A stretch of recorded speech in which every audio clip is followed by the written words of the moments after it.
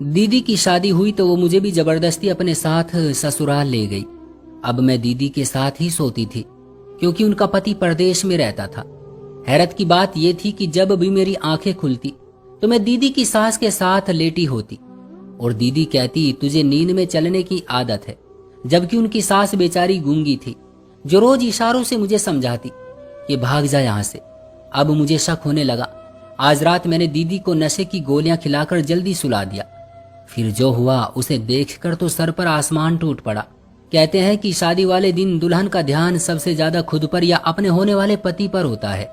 पर यह अजीब शादी थी और अजीब दुल्हन थी, जहां मेरी बड़ी दीदी को खुद से ज्यादा मेरी फिक्र थी। वो बार बार मुझे कहती कोमल यहाँ बैठो मेरे पास और मेरे साथ ही रहना। दीदी की इस तवज्जो से मैं बहुत खुश हो रही थी क्योंकि दीदी दुल्हन बनकर बहुत प्यारी लग रही थी और मेरे लिए यही सब बहुत खूबसूरत था। इन दिनों मेरी उम्र 15-16 साल थी। मैं दीदी के पास पास ही बैठी हुई थी। देखते ही देखते दीदी की शादी हो गई, मगर दीदी बहुत डरी हुई लग रही थी। फिर विदाई का वक्त आया तो दीदी ने रोना धोना शुरू कर दिया। माँ ने भी जब देखा कि बेटी बहुत रो रही है तो उसे तसल्ली देने लगी, लेकिन विदाई के समय ही दीदी ने एक अजीब फरमाइश कर दी। वो बोली कि माँ मैं ये चौखट तब तक पार नहीं करूंगी जब तक आप कोमल को मेरे साथ नहीं भेजती। ये बात सुनकर सभी हंस पड़े थे। सबने देखा कि दो बहनों में कितना प्यार है, मगर ये तो बात बाद में खुली कि दीदी को मुझसे प्यार नहीं था। खैर आगे चल के बताऊंगी कि दीदी ने ऐसा क्यों किया।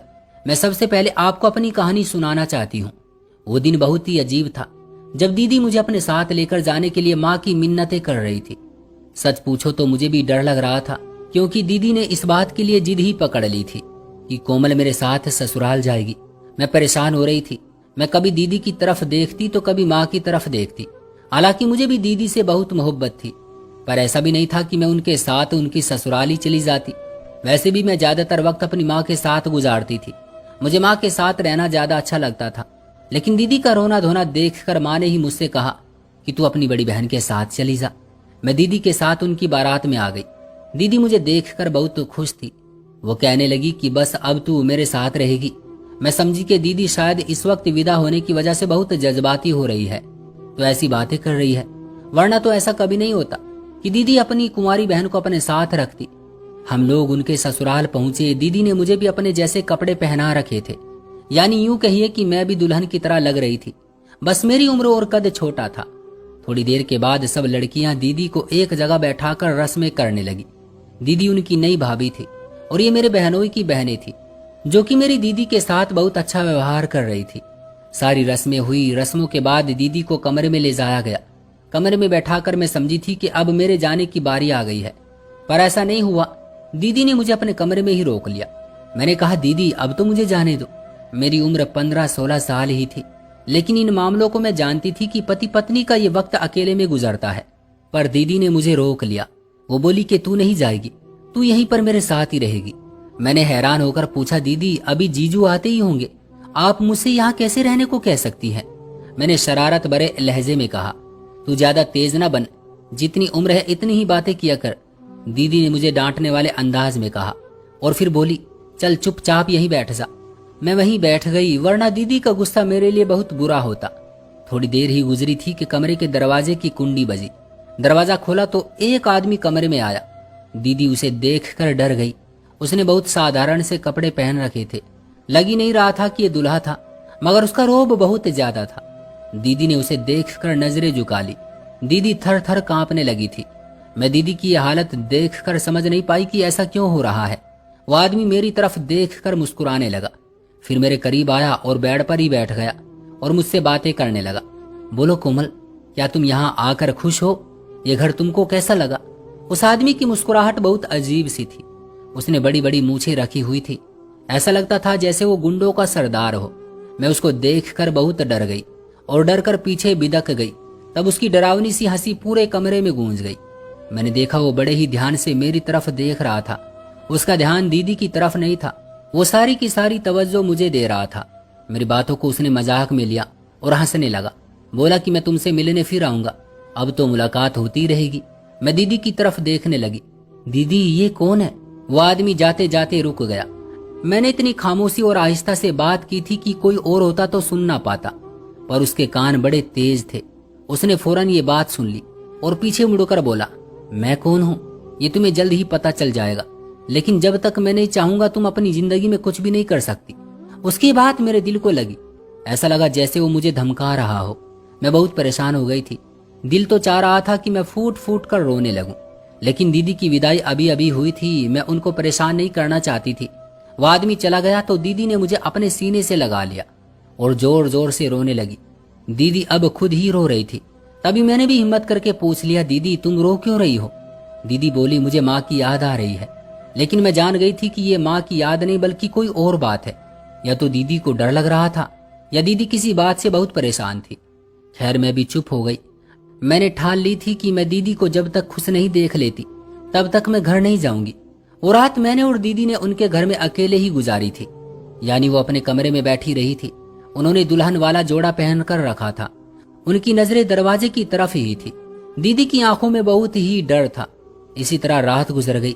सुबह हुई, मेरी आंख खुली तो मैं ये देखकर हैरान रह गई कि दीदी अभी तक दुल्हन वाले कपड़ों में बैठी हुई थी। शायद कि वो जाग रही थी। एक पल को तो उनको देखकर लगा जैसे वो इस दुनिया में ही नहीं है। फिर मैंने उन्हें झिंझोड़ा। फिर वो फौरन बाथरूम में चली गई और कपड़े चेंज करके बाहर आ गई। मैंने देखा वो बहुत परेशान लग रही थी।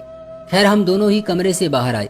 मैंने देखा सब लोग नाश्ता करने की तैयारी कर रहे थे, मगर यहाँ पर जो बात सबसे अजीब थी वो ये थी, दीदी की सास का बात न करना। वो बिल्कुल खामोश थी। हम दोनों भी नाश्ते की मेज पर बैठे, इतने में माँ बाबा भी आ गए थे। फिर वो भी नाश्ता करने के लिए बैठ गए। नाश्ते के बाद माँ बाबा बोले, हम कोमल को घर ले जाने आए हैं। ऐसा सही नहीं लगता कि ये अपनी बड़ी शादीशुदा बहन के घर ज्यादा दिन रहे। पर दीदी ने माँ बाबा के पांव पकड़ लिए।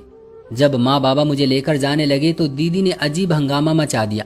बाबा के पांव पड़ गई और बोली, ऊपर वाले के लिए बाबा मेरा घर तबाह हो जाएगा। अगर आप कोमल को लेकर गए तो मैं कहीं की नहीं रहूंगी। मेरे लिए बहुत बड़ी मुश्किल खड़ी हो जाएगी। बाबा ये बातें सुनकर खुद भी हैरान हुए थे। उनको भी समझ में नहीं आ रहा था कि ये क्या हो रहा है। फिर बाबा ने मुझसे कहा, बेटी तुम शाम को आ जाना। दीदी खामोश हो गई, लेकिन मैं जानती थी कि दीदी मुझे शाम को भी घर नहीं जाने देगी। और फिर ऐसा ही हुआ। सुबह से शाम हो गई। दीदी ने मुझे कहा कि अब तुम घर नहीं जा सकती, काफी वक्त हो गया है। मैंने कहा, दीदी मुझे घर से कोई ना कोई लेने आ जाएगा, मैं उसके साथ चली जाऊंगी। ये सुनकर दीदी परेशान हो गई। मेरी ठोड़ी को हाथ लगाकर बोली, ऊपर वाले के लिए तू मत जाना, मेरे हालात का ख्याल कर ले। मैं बहुत परेशान हूँ, सारी जिंदगी तेरा यह एहसान नहीं बोलूंगी। मैं दीदी से पूछती कि दीदी आखिर ऐसी क्या बात है कि मेरे यहाँ से जाने से तुम्हारा घर बर्बाद हो जाएगा। इस पर दीदी चुप हो जाती और रोने लगती। मैंने देखा था उसकी आंखों के आंसू सूख चुके थे। मेरी बड़ी बहन मेरे सामने इतना रो रही थी, फिर मैं उसे नजरअंदाज कैसे कर सकती थी। फिर मुझे वही रात हो गई। माँ बाबा ने मुझे आने के लिए कहा था, पर मैं नहीं गई। रात हुई तो दीदी मुझे अपने कमरे में ले गई और कहने लगी कि आज हम यहीं सोएंगे। मेरे पति तो परदेश चले गए हैं ना, न जाने कब आएंगे। जब तक वो नहीं आते तू मेरे कमरे में ही सोएगी, मेरे कमरे में वक्त गुजारेगी। तब तक तू देखना सब कुछ ठीक हो जाएगा। मैं कोशिश कर रही हूँ कि हालात बदल जाएं। दीदी पहेलियां बुझाती रहती और मुझे उनकी बात समझ न आती। खैर मैं चुपचाप सो गई। रात न जाने कैसे गुजरी, पर रात को मुझे महसूस हुआ जैसे मुझे कोई उठा रहा हो। मैंने सोचा कि शायद ये मेरा वहम है। वैसे भी मैं बहुत गहरी नींद में थी। मुझे महसूस नहीं हुआ कि ये कौन था और मेरे साथ क्या हो रहा था। मगर जब सुबह मेरी आंख खुली तो मुझको पता चल गया कि मेरे साथ क्या हुआ था और मुझे किसने उठाया था। मैंने आंख खोलकर देखा तो मैं दूसरे कमरे में थी। यहाँ पर पर्दे भी बहुत ज्यादा खूबसूरत थे। फिर मेरी आंख खुली, मैंने दाएं तरफ देखा तो एक औरत लेटी हुई थी। मैंने उठकर उसके चेहरे पर नजर डाली। ये मेरी दीदी की सास थी। मैं देखकर हैरान थी कि दीदी ने मुझे अपनी सास के कमरे में क्यों सुलाया हुआ है। मैं वहां से उठकर जाने लगी। मेरा कद उन दिनों छोटा था। दरवाजे को कुंडी लगी हुई थी और दरवाजा काफी ऊंचा था। मैं परेशान हो गई कि अब ये दरवाजा कैसे खोलूं। मुझे यहाँ से जाना था। अजीब सी घबराहट हो रही थी। मैंने एक कुर्सी ढूंढकर दरवाजे के पास रखी और दरवाजे की कुंडी खोलने की कोशिश करने ही लगी थी कि वो औरत जाग गई। शायद क्यों मेरे शोर करने से जागी थी। वो फौरन बेड से उतरकर मेरे पास आई। फिर उसने मुझे कुर्सी से नीचे उतारा और गुस्सा करने लगी। शायद वो चाहती थी कि मैं ऐसा ना करूं। मैं परेशान हो गई। क्या अब आप लोग मुझे इस कमरे में ही कैद रखेंगे? मैंने परेशानी से पूछा। तब उसके चेहरे पर एक मुस्कुराहट आ गई। उसने फौरन अपने हाथ से दरवाजे की कुंडी खोली और मुझसे कहा कि मैं बाहर चली जाऊं। वो औरत इशारों में बात कर रही थी। मैं समझ गई थी कि ये औरत बोल नहीं सकती और यही मेरी बहन की सास थी। मैं उस कमरे से निकलकर दीदी के कमरे में आई। आते ही मैंने उनसे मजाक किया, आपकी सास तो आपसे लड़ भी नहीं सकती क्योंकि वो बोल ही नहीं सकती, वो गूंगी है। दीदी खामोश रही। तब मैंने पूछा, दीदी याद आया, मैं तो आपके कमरे में सोई थी, आपने मुझे अपनी सास के कमरे में क्यों पहुंचा दिया? क्या जीजू आए थे? मैंने दीदी से पूछा, मगर दीदी ने नहीं में सर हिला दिया। आज से तुम वहीं सोओगी, दीदी ने मुझे उदास होकर कहा। तो मैं हैरान हो गई, आज से मतलब अब क्या मैं यहीं पर रहूंगी? मुझे घर जाना है दीदी, मेरी 2 महीने की छुट्टियां भी खत्म होने वाली है, इससे कोई फर्क नहीं पड़ता मेरी बहन, दीदी ने मुझे खामोश करवाने वाले अंदाज में कहा था। क्यों फर्क नहीं पड़ता दीदी? इसके बाद मुझे स्कूल जाना है, मैं तुम्हारा स्कूल बदलवा कर अपने घर के पास वाला रखवा लूंगी, दीदी ने ये कहकर मुझे खामोश करवा दिया। लेकिन मुझे यहाँ कुछ भी अच्छा नहीं लग रहा था। मैं खामोश हो गई। मैंने सोचा कि रात को बाबा आएंगे तो मैं उनसे कह दूंगी कि वो मुझे यहाँ से ले जाए। अब चाहे दीदी जो भी कहे, मुझे उस बात से कोई मतलब नहीं था। मेरे स्कूल का इतना नुकसान होता।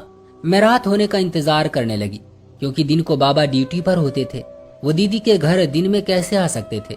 वैसे भी कुंवारी बेटी किसी और के घर हो तो पिता की फिक्र तो बढ़ ही जाती है। मुझे पता था बाबा रात को जरूर आएंगे, और ऐसा ही हुआ। बाबा रात को आए, उन्होंने मुझसे मेरा हालचाल पूछा और फिर कहने लगे, चलो बेटी, तुम्हें यहाँ आए हुए काफी दिन हो गए हैं, अब तुम मेरे साथ घर चलो। मैं भी तैयार थी और खुश भी थी कि अब मैं घर जा रही हूँ। अब दीदी को भी यहाँ कोई गम नहीं था, ना ही वो घर वालों को याद करके रोती, ना उनकी सास जालिम थी। वो तो एक शांत औरत थी, पर फिर भी न जाने क्यों दीदी बहुत डरती थी। खैर बाबा मुझे ले जाने के लिए आए तो दीदी चिल्लाकर बोली, नहीं बाबा, इसको मत ले जाओ वरना मुझे तलाक हो जाएगी। दीदी की ये बात सुनकर बाबा अपनी जगह पर ही हैरान खड़े रह गए। क्या मतलब बेटी, तलाक हो जाएगी? ये तुम कैसी बातें कर रही हो? मुझे सच सच बताओ कि मामला क्या है? तुम कोमल को अपने साथ क्यों रखना चाहती हो? क्या तुम्हारे ससुराल वालों को घर के कामों के लिए कोई नौकरानी चाहिए? नहीं नहीं बाबा, ये बात नहीं है। इस घर में तो नौकरानी पहले से ही मौजूद है, उनको किसी काम वाली की जरूरत नहीं है। लेकिन मेरी एक ऐसी परेशानी है जो मैं आपको बता भी नहीं सकती। बस आप समझ जाइए और कोमल को यहीं रहने दीजिए। मैं इसका पूरा पूरा ख्याल रखूंगी बाबा। अगर मुझसे कोई गलती हुई तो कहिएगा, उसकी जिम्मेदार भी मैं ही होंगी। क्या आपको अपनी बेटी पर यकीन नहीं है? मैं आपकी बेटी हूँ, मैं कोमल की रक्षा करूंगी, लेकिन ऊपर वाले के लिए आप कोमल को अपने साथ मत लेकर जाइए। बाबा ने कहा, ठीक है, अगर तुम इतना ही कह रही हो तो मैं कोमल को और कुछ दिन रुकने दूंगा, लेकिन इससे ज्यादा कोमल इस घर में नहीं रुक सकती, क्योंकि इसका स्कूल भी है और हम एक बेटी को दूसरी बेटी के घर कैसे भेज सकते हैं? बाबा की बातों पर दीदी खामोश हो गई। उनके जाने के बाद दीदी मेरी मिन्नतें करने लगी, फिर मेरा हाथ पकड़कर अपने कमरे में ले आई और फिर अलमारी से अपने सारे कीमती जेवर निकाले और उनकी एक पोटली बनाकर मेरे सामने रख दी और बोली, ये ले, ये सब तेरे हैं। अगर तू कहेगी कि मैं इनको बेच दूं तो मैं इन्हें बेच दूंगी। मैं हर चीज, हर सहूलत तुम्हें दूंगी। तुम जिस स्कूल में कहोगी तुम्हें वहीं पर पढ़ाऊंगी, लेकिन ऊपर वाले के लिए मुझे छोड़कर मत जाओ। अब मैं दीदी की इस बात से पक चुकी थी। मैंने सोच लिया कि चलो जैसा भी है चलने दो। मैं आखिर खुद ही ये राज जानकर रहूंगी कि दीदी मुझे यहाँ रखने के लिए इतनी जिद क्यों करती है। अब मैंने खामोशी से इस घर के माहौल को देखना शुरू कर दिया।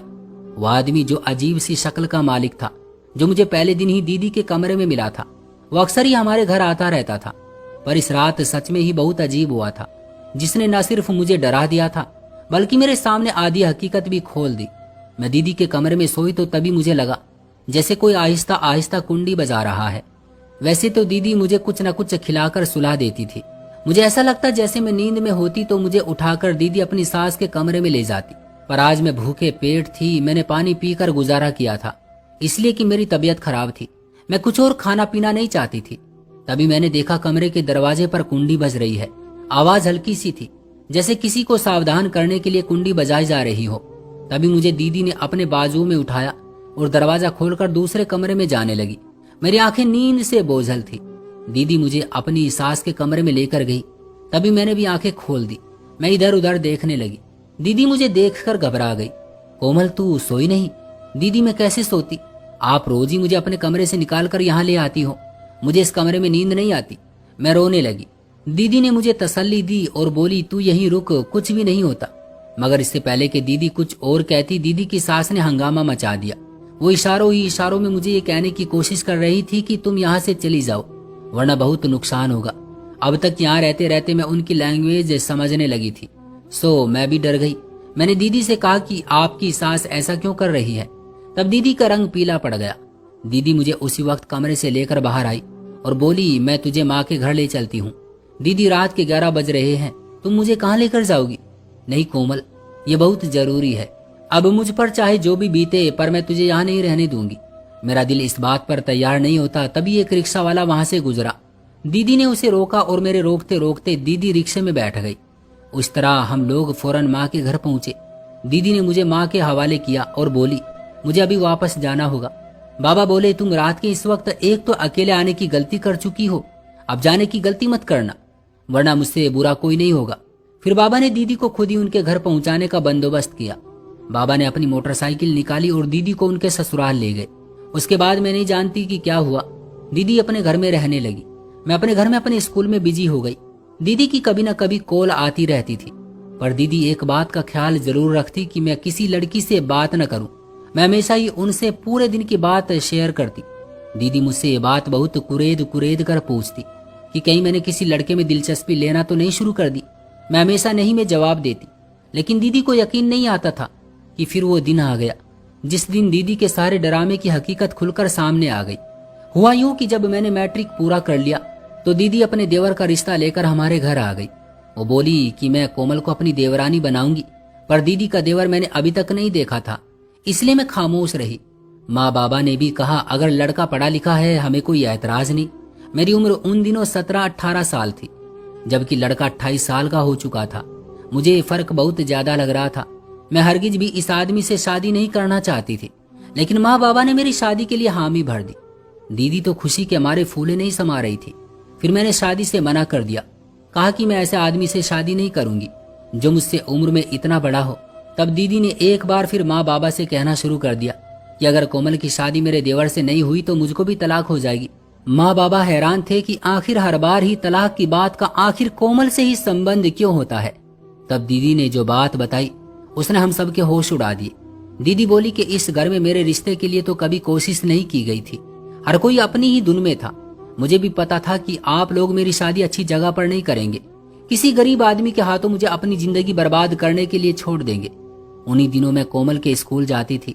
मैंने देखा एक लड़का कोमल में बहुत दिलचस्पी ले रहा था, इतनी कि वो उसके पीछे पागल हुआ पड़ा था। मैंने उससे बात की, वो मेरी मिन्नतें करने लगा कि मैं किसी तरह उसकी कोमल से बात करवा दूं। मैंने उससे कहा कि बात को छोड़ दो, अगर तुम शादी करना चाहते हो तो बताओ। वो खुश हो गया, बोला कि ये तो बहुत अच्छी बात हो जाएगी, मैं उससे हर कीमत पर शादी करना चाहता हूँ। मैंने कहा ये शादी इतनी आसानी से नहीं होगी, पहले मेरी शादी होगी, उसके बाद ही तुम उस लड़की से शादी कर सकते हो, क्योंकि ये मेरी बहन है। वो हैरानी से मुझे देखने लगा और फिर बोला कि तुम जो कहोगी मैं वही करूंगा। मैंने कहा पहले तुम अपने ही खानदान में किसी अच्छे लड़के से मेरी शादी करवा दो, उसके बाद मैं तुम्हारी शादी अपनी बहन से कर दूंगी। वो बोला ठीक है, लेकिन अगर तुमने मुझे धोखा दिया तो मैं ये सारी बातें तुम्हारे घर वालों को बता दूंगा और कुछ न कुछ ऐसा करूंगा कि तुमको भी तलाक हो जाएगी। याद रखना, मैं तुम्हारी बहन से दीवानों की तरह मोहब्बत करता हूँ। बाबा मैं उस लड़के की बातों में आ गई। मैंने सोचा मेरा भी फ्यूचर संभल जाएगा और मेरी बहन को भी एक प्यार करने वाला पति मिल जाएगा। वो बहुत अच्छा लड़का है, वो कोमल को शुरू से ही पसंद करता है। अगर कोमल उसे मिल गई तो वो वाकई इसको रानी बनाकर रखेगा। माँ बाबा को शुरू में ये बात तो बुरी लगी, पर दीदी को देखकर बाबा ने उस लड़के से मिलने का फैसला किया। ये वही लड़का था जिससे दीदी डर रही थी, क्योंकि उसका जुनून ही ऐसा था कि दीदी उसके आगे टिक नहीं सकी और उससे डरने लगी।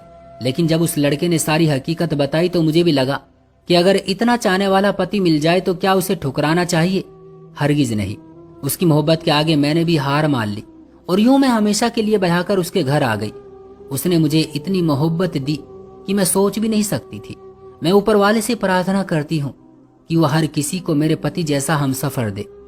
दोस्तों, ये थी हमारी आज की कहानी। उम्मीद करते हैं कि आपको पसंद आई होगी। अगर आपको ये कहानी पसंद आई है तो वीडियो को लाइक कर दीजिए और चैनल को सब्सक्राइब कर लीजिएगा ताकि आने वाली वीडियो आपको तुरंत मिले। मुझे दीजिए अगली वीडियो तक इजाजत, तब तक के लिए धन्यवाद।